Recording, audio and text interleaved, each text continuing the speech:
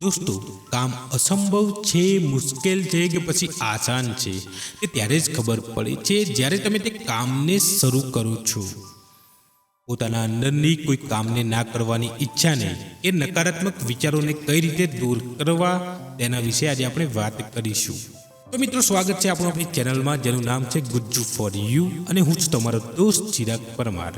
દોસ્તો, જો હજુ સુધી તમે અમારી ચેનલને સબસ્ક્રાઇબ નથી કરી તો પ્લીઝ સબસ્ક્રાઇબ જરૂરથી કરી લેજો, જેથી આવા પોઝિટિવ વિચારો તમારા સુધી પહોંચી શકે સૌથી પહેલા. તો ચલો શરૂ કરીએ. દોસ્તો, કોઈના પગે પડીને સફળ થવા કરતાં પોતાના પગે ઊભા થઈને કંઈક બનવું વધુ સારું. વિચારો, કોઈની ગુલામી ક્યારેય પણ તમને સફળતા નહીં જ અપાવે, પરંતુ એના માટે તમારે તમારા દમ ઉપર જ કંઈક કરવું પડે છે. દોસ્તો, જિંદગીને સમજવું દરેકના બસની વાત નથી. જો તમારે તમારી જિંદગી બદલવી છે તો ભાઈ તમારે લડવું પડે છે, અને જો આસાન બનાવી છે તો તમારે સમજવું પડે છે. સૌથી પહેલાં તમારે એ જાણવું પડશે કે તમારું માઇન્ડ કઈ ફિલ્ડમાં બેસ્ટ ચાલે છે.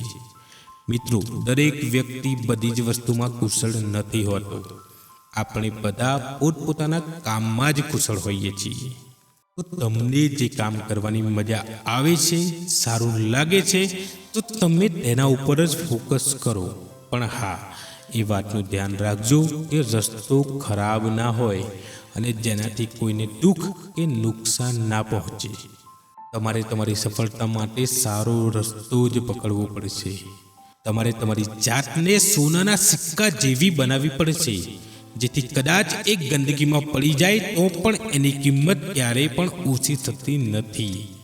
દોસ્તો, તકલીફ દરેક વ્યક્તિના જીવનમાં આવે છે, અને જો તકલીફ નથી આવતી તો ભાઈ સમજી લો કે તમે કંઈક ખોટું કરી રહ્યા છો કે તમે કંઈ નવું કરી રહ્યા નથી. તો દોસ્તો, તકલીફ જો આવી રહી છે તો તમારે હસીને એનો સામનો કરવો પડશે.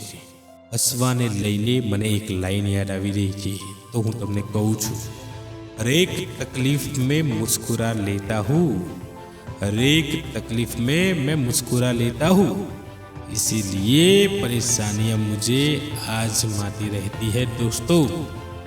दोस्तों, तकलीफो कसोटी परीक्षा લે છે, પણ તમારે તૂટવાનું નથી, તેનો સામનો કરવાનો છે અને આગળ વધવાનું છે.